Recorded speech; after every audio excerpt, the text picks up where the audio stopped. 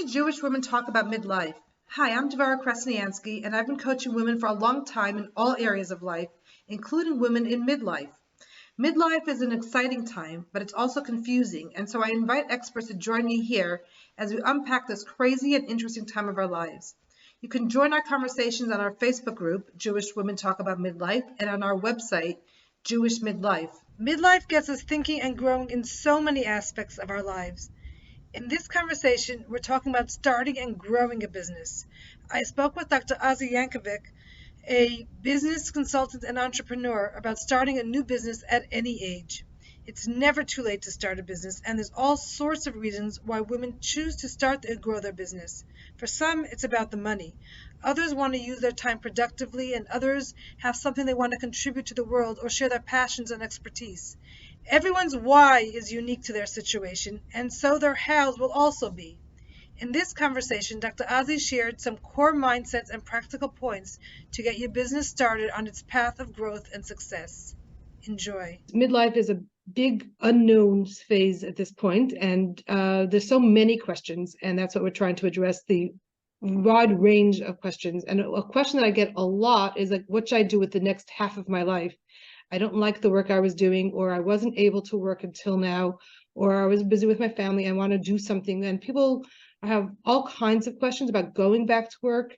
Some want to start a business and they don't know how or what. And so that's a big question I keep getting. And so I'm really grateful to Dr. Azi Jankovic for coming on to talk about this. Azi has a wonderful podcast, Inspired by Purpose. I just love the name, the inspired, the purpose, and you talk about work that's purposeful. And Azi's helped so many people starting their entrepreneurship and service-based mostly, and just not only on the technicals, but mostly on the who you are in the business. And I just love the angle that you come at and the way that you present it. So I'm really excited for this conversation because there's so much that goes into the behind the scenes of setting yourself up for success of the business. And that's a lot what I hear in your podcast and the way you talk. So I'm really excited. I have a lot of questions that came in and some questions to really get this conversation going. So thank you, Azi. Devora, thank you. Thank you. It's an honor to be here. It's a pleasure. I love the work that you're doing, and I'm excited for this conversation. So thank you.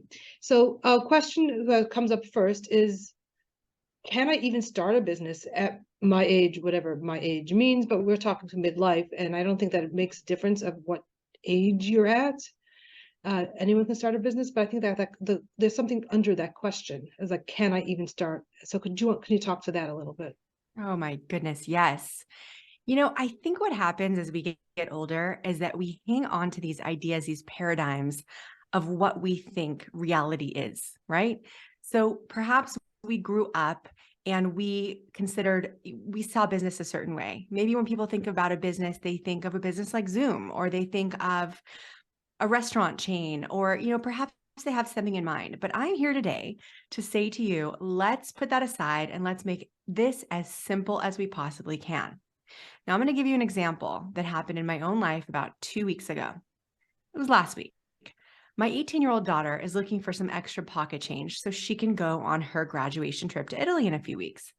And she had thought to do some extra babysitting jobs. Now, here in Israel, if you're a babysitter, you get paid around $15, $18 an hour at that age. She has a lot of responsibility. She drives, she's good at what she does. Now, at the same time, if you do something else, you can make more money than babysitting. And I know my daughter, and I know how well she's organized my home. So I said to her, Hannah, what if we go out onto Facebook and we share with people that you've organized our home? We can show them pictures. We can, you have a testimonial. I'm your mom here. I can vouch for you. And then we offer that service. And instead of charging 50 shekels like you would get for babysitting, let's charge double, because that's the going rate for organization. And we did a little test, and now she has clients. Wow. And now she has a business.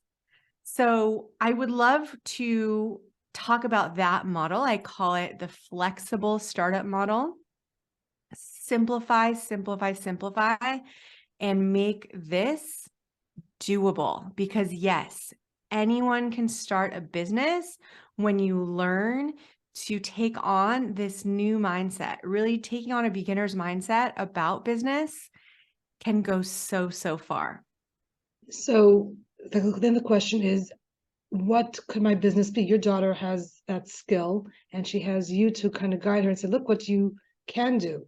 But some people have big dreams, and like you said, let's start it a little bit smaller. And some people don't have a specific dream. They just know that they want to start something, or that they need to start something, whatever their starting point is, but where to go, or which one of my big dreams should I choose? So like, how can we kind of narrow down what to be Right. doing? How do we start? Where do we start? I think the first piece is really taking a self inventory. Like when you were growing up, if you had ideas or you had big dreams, what did people say to you?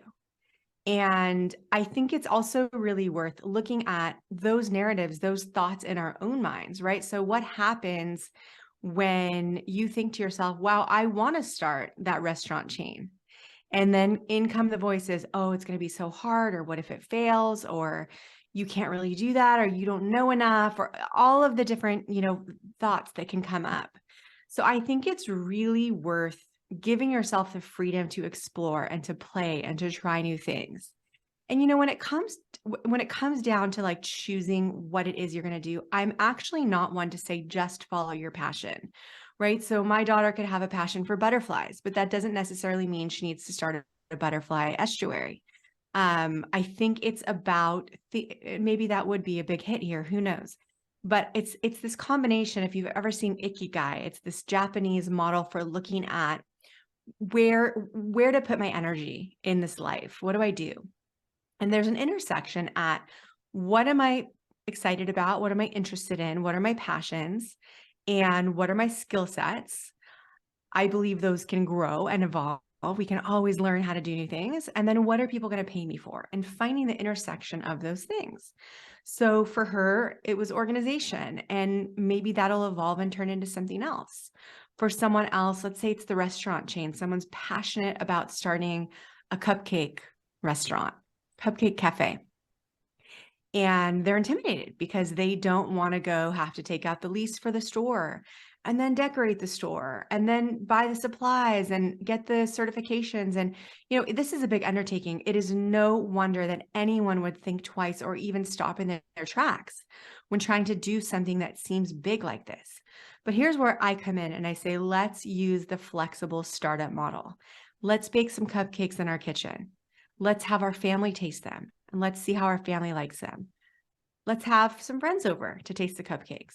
And if they like the cupcakes, let's make more. And if they want a different flavor, or they think the cupcakes are a little too salty or too sweet, let's make adjustments. And then let's tell the neighbors that we're selling cupcakes.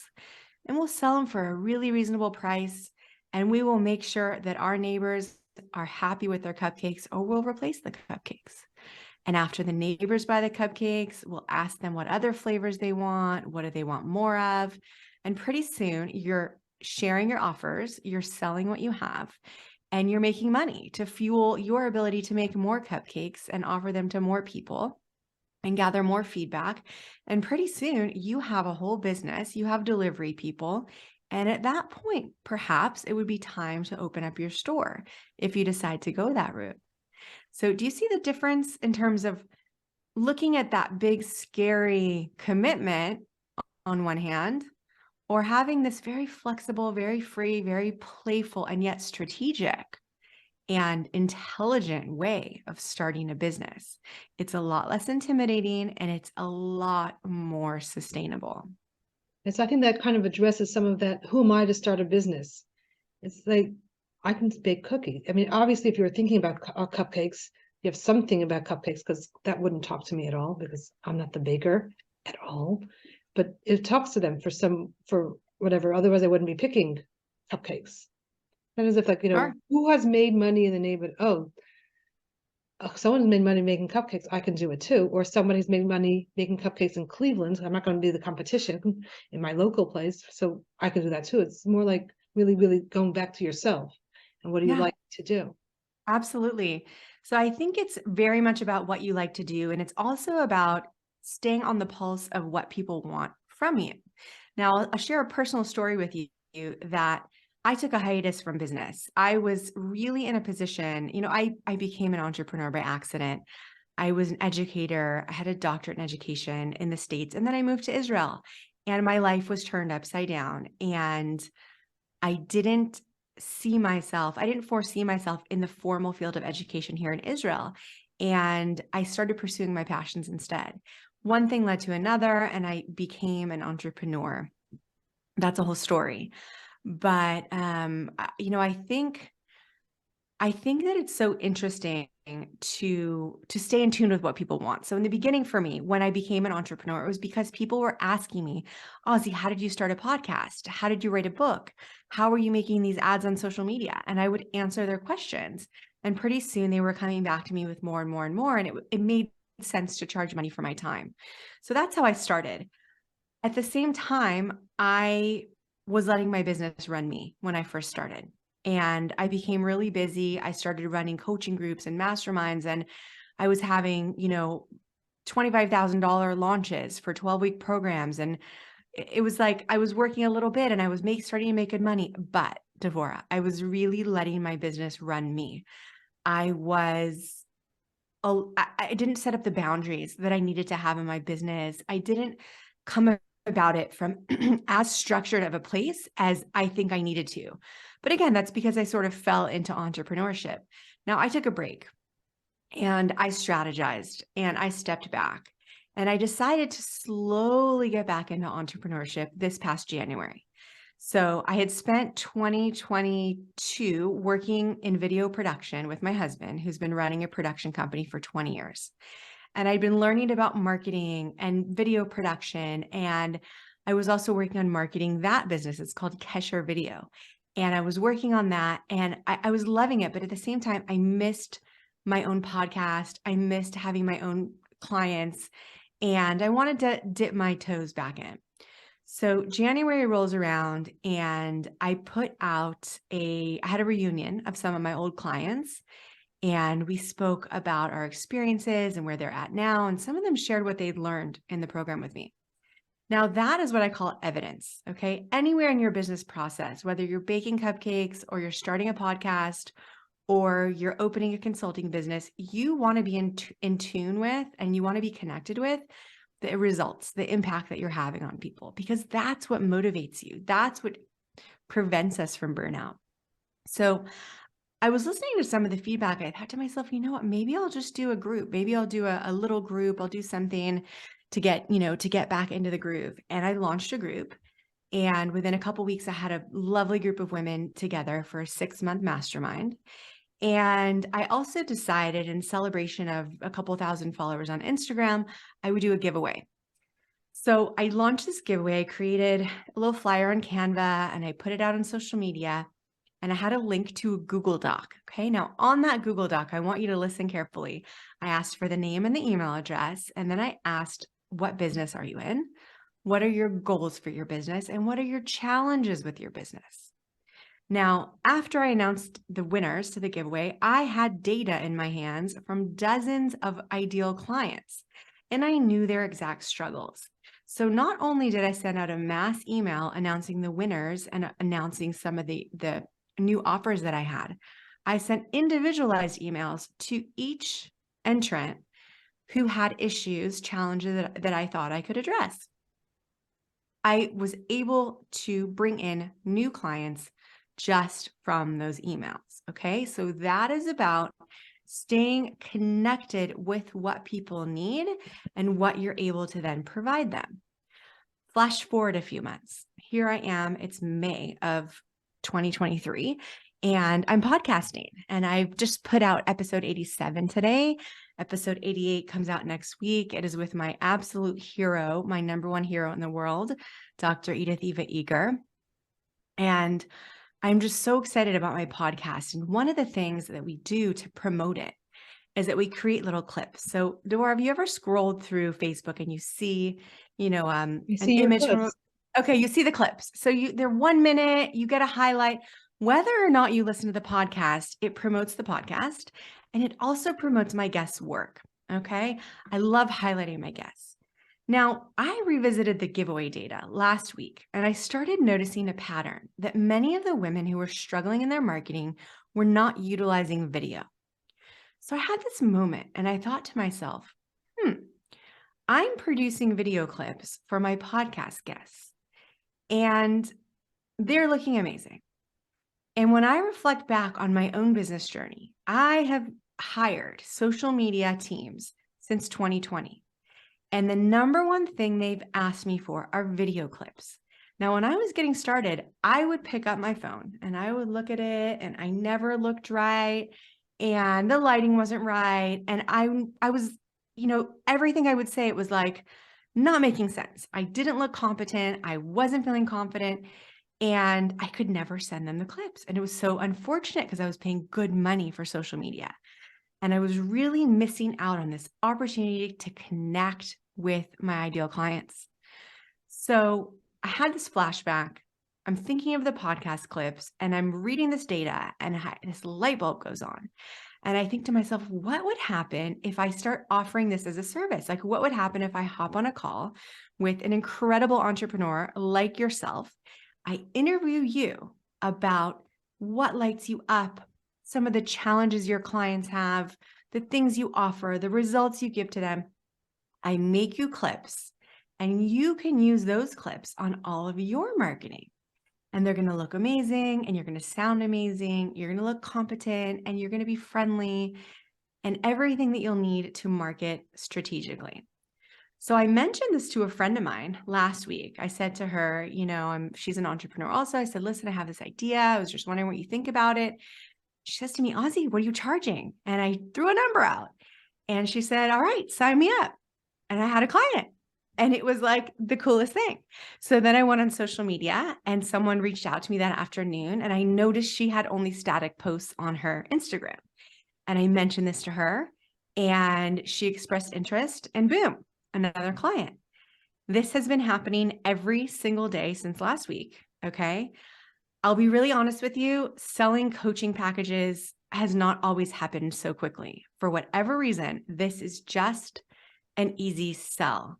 And I got so excited that I decided to buy a web domain. So I went to GoDaddy.com. Anyone who's never bought a website, you go to this site, it's called GoDaddy. You click in the name you want. And I got super lucky. I found the domain I wanted, customcreatedclips.com. It was $10. Okay. Go figure. I buy the domain. My daughter, who's 18, says to me, why don't you have AI build you a website? So I say to her, what is that? So she tells me there's this website and all you do is type in the name of your business and what you do, and it makes a website for you. So I go online. This is after Shabbat. Okay. This is last night. I go online and I'm waiting for like technical issues. I'm waiting for it to be difficult. And lo and behold, it took me 10 minutes to create this website. I did nothing special. I don't know. There's no graphics, no coding, no nothing. I have a website now called customcreatedclips.com. I made it in literally 30 minutes and boom, bam. It was just simple, not complicated. Listen, it's not fancy or flashy. It's like really basic, but at the same time, it tells people what I do and they can fill out a form and I get that form in my email and then I can reach out. What's going to happen next? Right? So I have this little business. I have, a couple clients. I'm going to then take a percentage of my income from these jobs and I'm going to allocate that to marketing to larger circles. Maybe I'll spend some time and money getting onto podcasts or a news channel or, trying to pitch to an article or hiring someone who can do all those things for me. Whatever it is, I'm taking part of that money to market. And I'm also making sure my clients are really, really happy. So I want to make sure they are so proud of their videos that they will shout from the rooftops, go to custom created clips and get your clips done. I want it to be that successful for them. So that is what it is with starting anything, whether it's cupcakes or a new website or a new podcast. We want to stay in tune with the result we're having. Are we helping people? We want to do what we do so well for one person, that even if one person is watching this video and they love it, they'll share it. And then it's 2 people. And if they share it, it's 4, and then 8 and 16 and 32 and 64. And pretty soon you have thousands of people at your disposal. So I think we can simplify all of this. And I really believe that anyone can start a successful business, Devora. I heard a lot of things, but one of the things that you said is that it's successful for them. It's about them. It's not about me making money, even if, of course, it is about me making money, but about really providing for the customer and seeing it as a service for the customer. And I love that you work with mostly service-based businesses, because I think that it is different. And I think even like a cupcake business is a service-based business, even though there are actual products. But I want to talk a little bit more to the mindset behind a service-based business. I know that some of us want to make the money, but coming from that, I need to make the money, I need to get that client, changes the way we operate. So I want to talk to that a little bit. Great. What specifically can I share with you? So the idea of that scarcity, that I need to make this client, or I need to kind of impacts the way we present. And I want to talk to that aspect of how we think about as a service-based business specifically, about the customer and providing for them, not I need the client. So I think it's a huge mindset shift. And when we are open to asking questions and understanding people's needs, I think we can also choose who we want to work with. So, for example, my daughter put the word out last week. She heard back from a few people, and she heard back from one of those people who was questioning her pricing and haggling her on her pricing and asking her to charge less. And she didn't know what to do. And I said to her, like, you're starting out, you don't need this client. Why don't you focus on the people who are already pleasant to work with and see what you can do there? Okay. I think that even if she didn't have leads, I think there's still a way to put out the word. I think that anyone who wants to start a business, even if you put the word out once, hey, I'm starting an organizing business, and nobody responds, I think you can just push forward, try it different ways, try it in different places, reword it. I think that we do need customers, we do need clients in order to have income to fuel our business. But I think that the reason we want all of that, we need all of that, is because we are trying to be useful. Everyone wants to be useful. I have a client, Devora, who was sharing with me that she does a home-based business. She has a home-based service business. And she was in a client's home a few weeks ago, and she was trying to do the work that she does. And the client was unavailable. The client was on the phone. And she's sitting here. Let's call her Pamela. That's not my client's name, but let's just say Pamela's sitting in this home, and she's trying to do a job, and she's trying to help her client, and her client's not available. And she didn't feel good about that. Because at the end of the day, she wants to do something to help other people. And I firmly believe that that is all of us. I think that we all want to be useful. We all want to be helpful. And I think that if we can be really honest with ourselves about all the different things that that could look like, and being really open to the feedback that we're hearing from people, we can have a conversation with them, and we can ask them, like, what do you think I might be able to help you with? Or just staying in tune, having conversations, asking questions. I think we can find the ideal clients. And I think it's a real win-win. Right. I feel like for some people, they take the first clients and they can be exhausting and kind of deflate the whole idea. Like, I think that was some of the experiences I talked to someone recently. She was starting a business, and the first person she wanted, she just needed that client. She thought she would get testimonial. She didn't charge very much for it. And she just sapped all the energy out of everything. And it was like an unfortunate start. But I think that if she would have asked some questions, she would have seen that this person was going to be a drain. Yeah, I think that it's worth not forcing things. Like, I don't believe in coercing people to work with me. I think that in the beginning of my business, I thought to myself, oh, if I have some really nifty sales script on my call, or if I say the right things, or if I do this, or if I do that, it's not about me at the end of the day. It's about them. And, funny enough, I was on a sales call last week, Devora, with someone, with a woman who's in PR. And we've been following each other on Instagram, and she has such a fun vibe, and I see that she does good work. And for whatever reason, I got on the call with her, and she wanted to tell me all about her clients.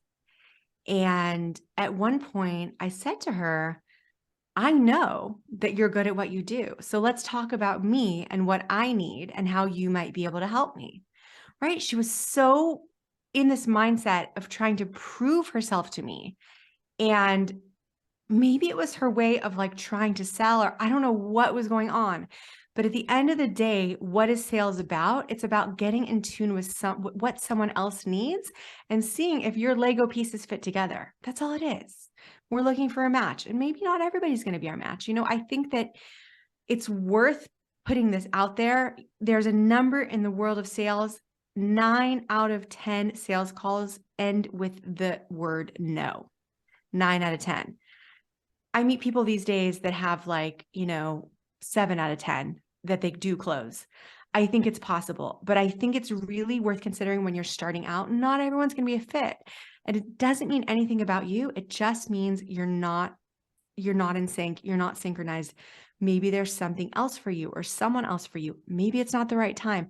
Whatever it is, it's not worth forcing, because if we allow the right people to come in our sphere and we just stay egoless about it, we don't have to deal with the pushing and the pressure and then have that exhausting client.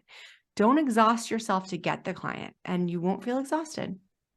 That's very important. I think that's what leads to the next question, where people ask me, how do I make sure that I don't fail? And I don't think that's possible, but there are some things that people do that might trip them up. And so let's talk to that a little bit.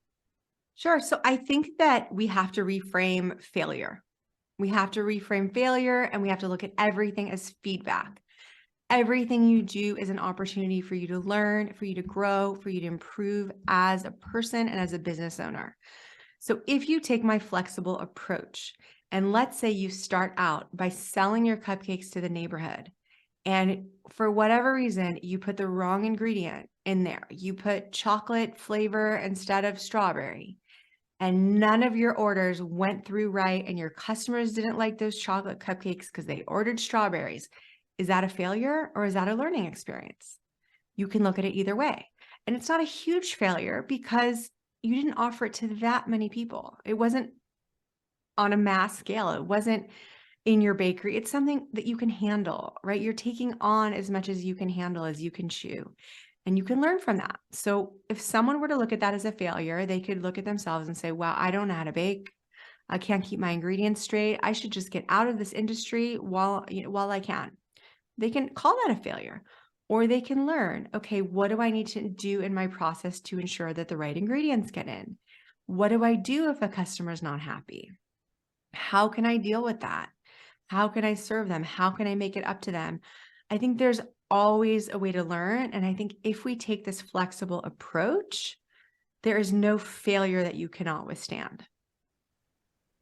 Okay, I think that's important. Another question that I got was, do I need a business plan to start a business? And how much of a strategy do I need, or how many steps ahead should I be thinking? Do I need a 5-year business plan? So we talk to that a little bit.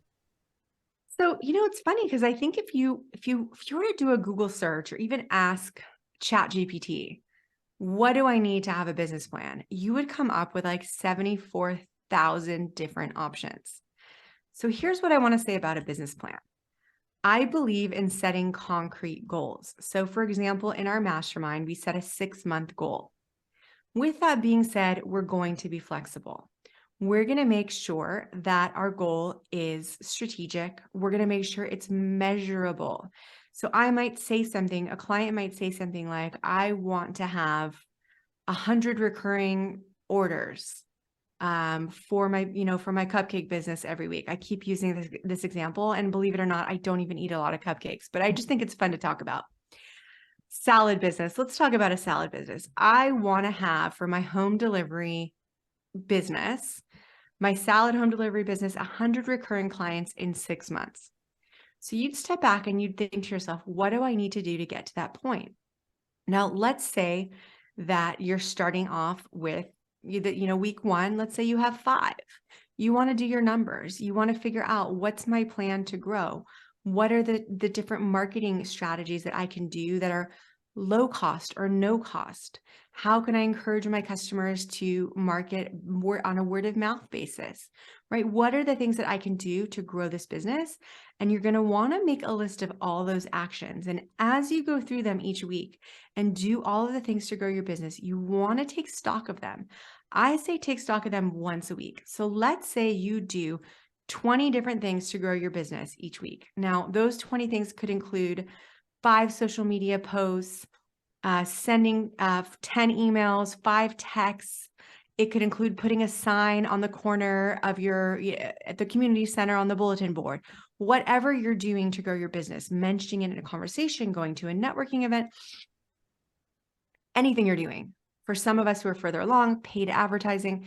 Okay, at the end of the week, you look at the list of 20 things and you're going to highlight the 4 things that actually move the needle the most. And the next week that comes along, you're going to focus on those. Now, obviously, not everything is going to have an outcome over the period of a week. So you're going to want to keep your list on hand and revisit it and do this over the long term. But as you move forward, you want to get a sense for what is actually moving my business along. Was it the time that I passed out flyers? Was it the time that I sent that email? Was it the time that I did the live Zoom event? What are the things that are really working? And let's do more of those. So that leads to a little bit of that imposter syndrome. Like, who am I to be putting out an ad? Or if I put out an ad, are people going to be saying, like, who is she to be in that business? Like, what is her experience? Okay, so let's talk about that for a minute. What kind of an ad would you like to put out? So should we say that it's like a home salad delivery business? Let's go with that. Okay.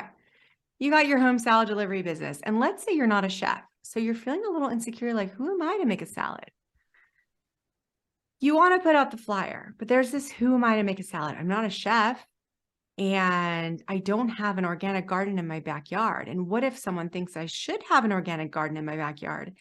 And wait a second, what if I don't know all 2,000 types of salads that exist in the world? And what if you could what if yourself all day out of this one? And that is what the brain does to keep you safe. However, if you focus on your purpose is to help busy people live healthier lives. And when you focus on the fact that you are trying to help humans live healthier lives, your ad and all of that gibberishy nonsense just fades to the background. Because no longer does it matter that you're not a chef. No longer does it matter that you don't have the organic garden in your backyard. It doesn't matter that you don't know all 70,000 types of salad recipes. You know one salad recipe and you eat it and it's helped you become healthier and now you can help someone else. And that's it. That is the focus. And then, as you It's said, not about you. It's not about you. So we start with that one salad and listen now if someone can give you ideas for the next salad if you listen. Yes, and you can send them a little text or a Google Doc. How did you enjoy your salad? Would you like any extra toppings? Are you interested in these other salads? Right? All of those things. Do you know a friend who might like a salad coupon? Ooh, there's a new client, right? So there's a lot you can do. And I want to reiterate this again and again and again. It doesn't end, right? I just launched this little, this AI website and I'm launching it. I'm thinking like, gosh, who am I to produce videos? But then I look at the evidence and I'm like, wait a second, I make them all the time. And I'm going to make a couple and I'm going to see how they are. It's like you just look for the evidence and you think to yourself, who am I not to do this? I have something that I know can help these women, these female entrepreneurs. This will help them. And if I'm busy doubting myself and holding myself back, it's not about me, it's hurting them. It's denying people of an opportunity. And I can't do that. I can't do that. I think it's really, really, really selfish to doubt ourselves. Yeah, I mean, that whole flip of it is like it's selfish to doubt ourselves, and especially if we have a calling and the experience. Otherwise, we wouldn't be thinking about that particular thing if we didn't have some connection to it. So to provide, and I think when it comes to experience, like it's so worth looking at this as a step by step. So if you're doing the salad business and you made yourself a good salad, guess what? You do have experience. You have enough experience to offer it to a few more people. I think it's really worth considering that even if you don't have the experience, okay, so go get the experience. Go watch a YouTube video on making an amazing salad. Go watch a YouTube video on how to start a podcast or take my podcasting course. Learn something little and useful, and do something small and look for the evidence that it worked and that you helped someone.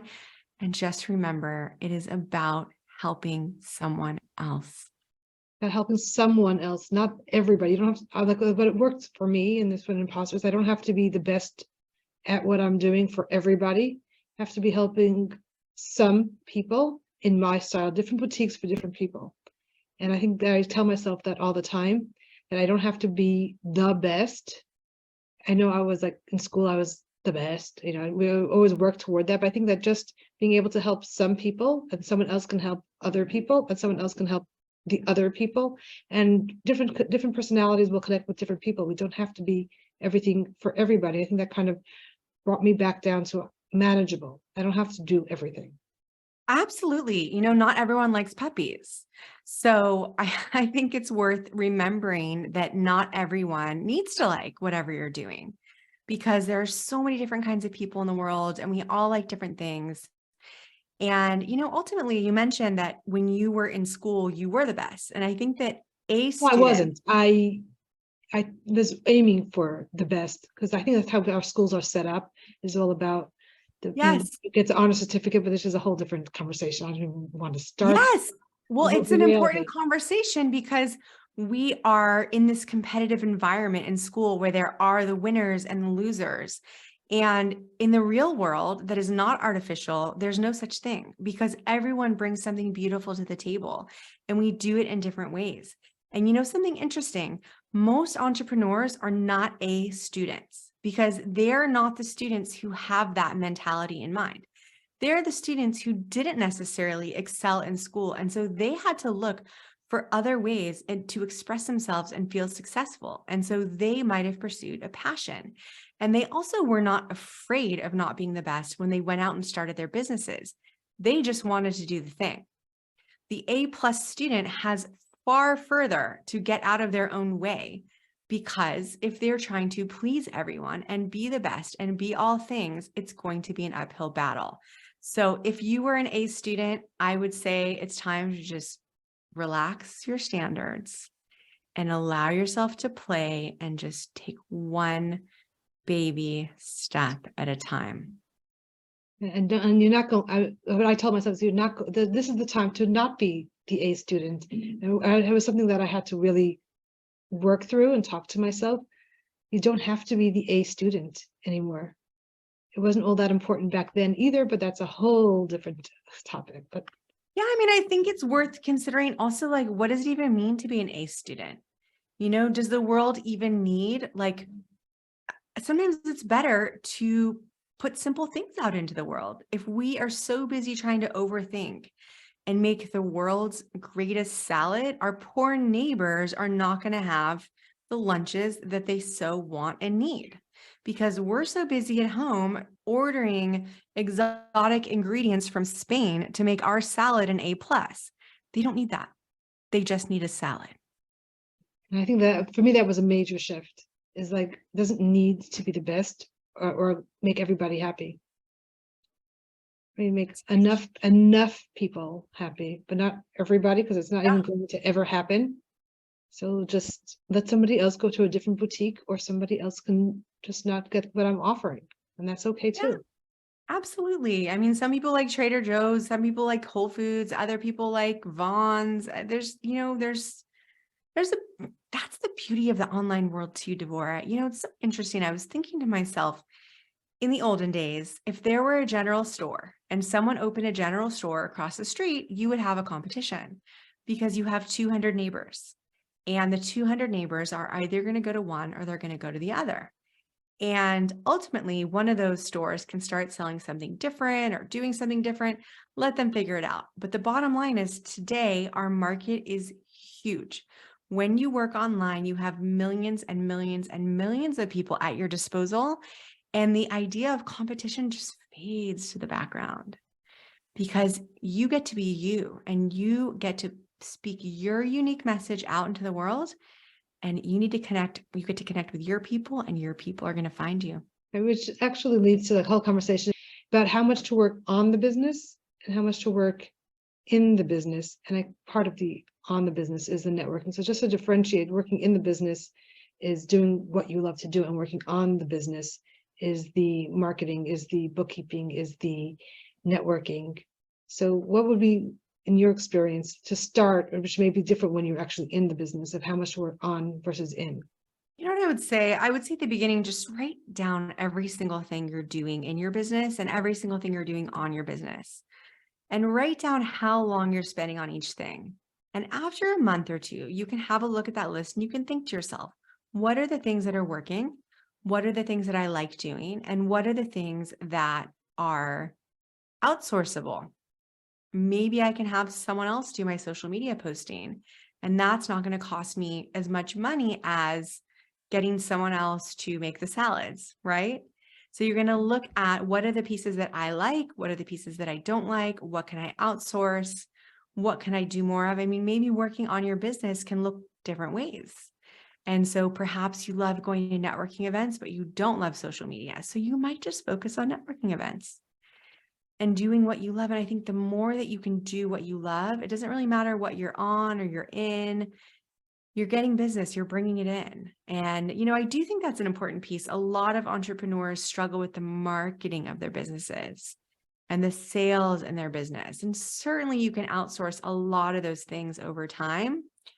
But I recommend in the beginning, wear the hats, try out the different aspects of your business, teach yourself how to do certain things, learn the tips and the tricks, and learn all the different elements that are going into the process of running your business. Because the truth is, once you start hiring, you're going to want to know what you're hiring people for. Okay. So if I didn't know what I know about podcasting today, I could have paid someone so much money to produce an episode. But because I know what I know today, I can pay far less because I know I know how to tell someone what to do in a way that is not going to be expensive, right? So the more you understand what's going on in your business, the more you can work on your business effectively and outsource and do all of those other things.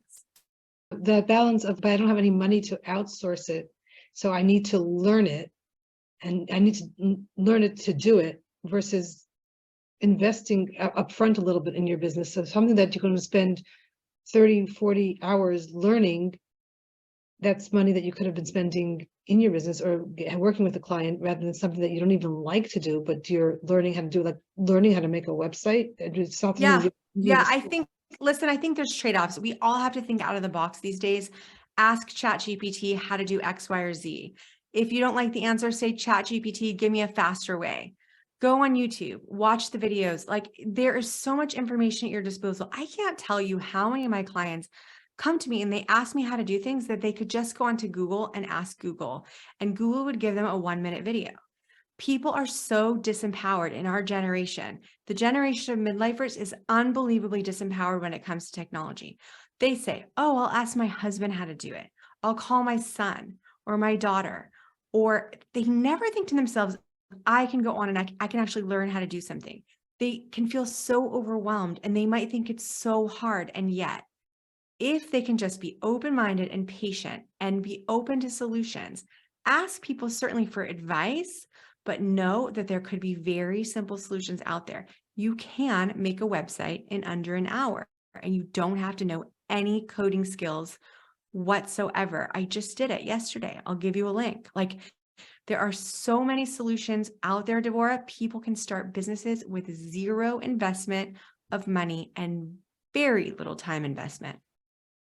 But and knowing what they can do. And I think what you said to the beginning is like that whole flex, is they can actually try it out. And it says, if I decide that I'm going to be an organizer like your daughter, and that's what I have to do, you could try it out, see how much you actually like it. You may think that you like organizing, but there's a business aspect of it, and there's a client aspect of it, and there's somebody else's house and somebody else's mess, and you may not actually want to be doing it as a business. Yeah, absolutely. And But you won't know. Things evolve. Like, she was speaking with one of the women interested in hiring her, who asked her, do you also do administrative work? Do you help make phone calls? And then someone else who called said, do you also clean? And, it's like when you have the conversations with people who are interested in you and your work, so many different doors can open. And if you allow yourself the freedom to just be flexible, my new business, Custom Created Clips, might be doing just that for the next several decades, 200 years to come. There could also be new technology around the corner. But what's my purpose? Am I focused on my purpose? I want to empower as many purpose-driven people to feel inspired and empowered to communicate their magic and serve as many people as possible. And if I stay in tune with my mission, my services and my products can update and they can evolve and I can stay relevant and my business can thrive. So I tell everyone, get really clear on what you want to do and why you want to help, and everything else will evolve. And at the same time, I think the listening to people and not when someone says, do you do this? And just saying no, I think that what has worked for me is like, and what would that look like for you? Or like, and how would that help you? It's just to get a more of a sense of just being curious, even though you absolutely don't want to do administrative work, just listen some more because there may be the next clue in there to kind of propel into something else. But that straight off, no, I don't do that, I think is a missed opportunity. I could not agree with you more. And it's so wonderful that you use the word clues because purpose leaves clues. And I like to tell my clients and I like to remind myself to be open to possibility. There is always possibility. If you look for proof of that and you believe that, you will see possibility around every single corner. And I think that kind of brings us all the way back, circles back to the beginning. It's so much of it is the mindset. It's not only the skill set that you can bring, the salads or the cupcakes or the organizing, it's the mindset of a business, of listening to the client, what they want and what you can bring and also listening to the world, like what is happening. Like you said with technology, I'm going to guess, I think correctly, that the technology is going to change for creating videos. Yep. And always being attuned. Like I was talking to somebody who created a business 30 years ago and as a service business, and she's in her upper 60s and she thinks that she's keeping updated with technology. And when you look at what she's providing, it's a wonderful service, but the how is kind of so outdated that I think that people are not using her service because of her how. And I think that she's not listening enough. And that's how I see it. She's not listening enough. Yeah. Yeah.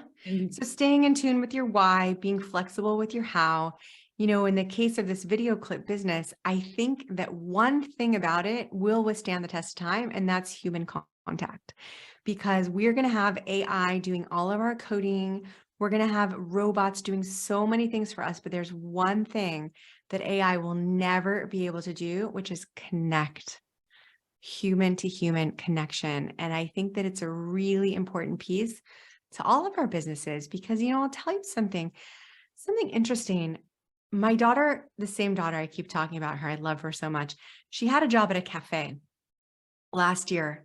And she told me that the same older retirees would come in every single day and they would order a coffee and they would sit there and they would want to speak to the staff and they would want to have conversations with her and talk to the people around her. And ultimately, they could have been drinking mud. Okay. They did not come there for the coffee. They came there for the people. And that is something that is irreplaceable. It really, really is. So as much as that cafe may have had really good coffee or really weak coffee, it just didn't matter. When someone serves you something with a smile and they see you, at Starbucks, they know your name. And that is huge. Like a lot of people go to Starbucks to hear their name because where else are they going to hear their name these days? Everything's on a computer screen or an iPhone screen, or we need to be connected. That is how we feel alive. We learned it in Corona.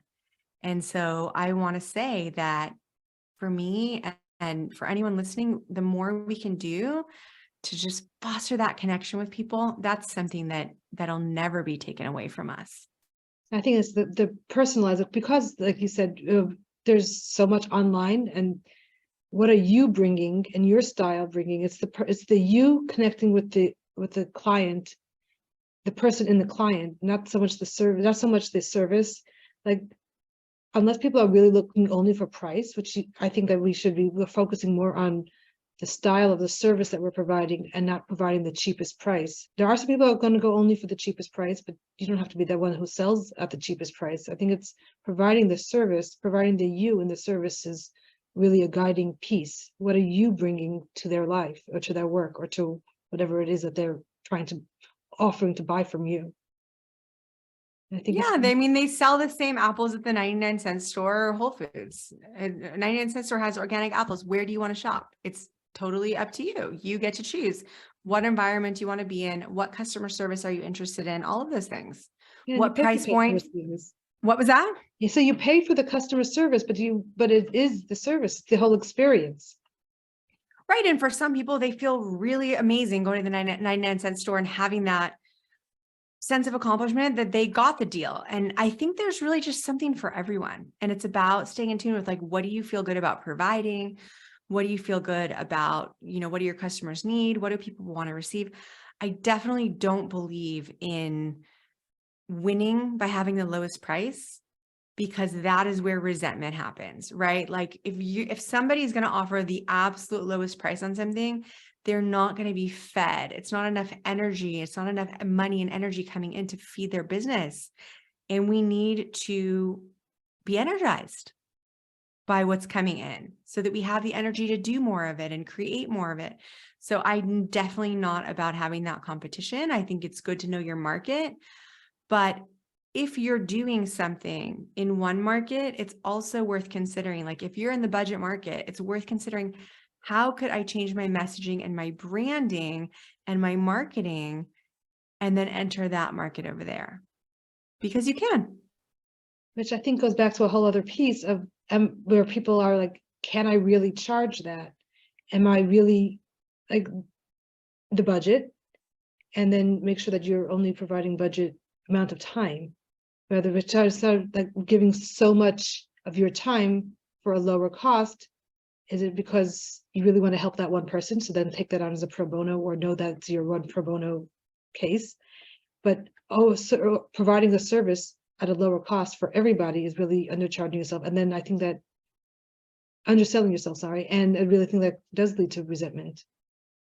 Absolutely. Absolutely. And sometimes less is more. I think that there's a lot we can do to empower our clients, less of our time, and empowering them to learn more and do more and have more agency. And again, yeah, it's really not all about price. It's all about the results. And once you know the results that you can provide people, you can go onto a Facebook group, or you can go into a meeting. You can say, how much would you pay to have your hair completely restyled in the most up-to-date, fashionable way for this season? And you'll see what people say. And then you can offer that service. And if somebody puts a number out there that works for you, they could be your client. And then you can enter that market and you can get to know that person. And wow, they paid you a lot for it. Well, what is their life like? And what magazines do they read? And which restaurants do they go to? And what's the language that they speak? Where do they work out? And just get to know their world and learn to speak that language and show up in those places and do more of that there. Like, I think we have to think out of the box and just be open and be flexible and be willing to ask questions and put things out there. And I think that's like a nice way to wrap this up, because we can talk for hours about setting up a business and the person in the business and the mindsets and the working through where we trip ourselves up or we get in our own way. And there's so much to talk about, but let's cut it here. Maybe we could have another conversation. But Azi, how can people reach you? You did mention your clips, but your podcasts and your masterminds and all the other work that you're doing. Yeah, sure. I think the best way to reach me directly is on my website, which is drazi.co. It's drazi.co. And if you just fill out the contact form there, I will follow up with you. If you're interested in the clips, you can mention that. And you can also visit our new website, customcreatedclips.com. For the podcast, again, on my website. So those are the two places. It's inspired by purpose. Inspired by purpose. Love the name. If you want to go straight to the podcast, it's drazi.co/inspired. So thank you so much. This was such an important having me. conversation. I think that getting into midlife and starting something new can be scary, but it doesn't have to really be scary. You can get over the scared, and you can do that with somebody. You can talk to a coach. You can also talk to your peers, get into some sort of networking, get into some sort of, if it's a trade or something, just talk to people. I think that talk to people, but with the caveat of don't listen to everything that people have to say. Some people may be naysayers. Some people may say that that's too big, too small. And I think really tune into yourself and what's really possible, and then really just go for it. I love that. Yeah. I love that so much. Devora, this has been an amazing conversation. And again, if anyone wants to reach out, even with a question, I am here. I would love to help. So thank you so much, Dr. Azi. My pleasure. Okay. Have a wonderful day. You too. Bye-bye. Thank you for joining me in another fascinating conversation about midlife.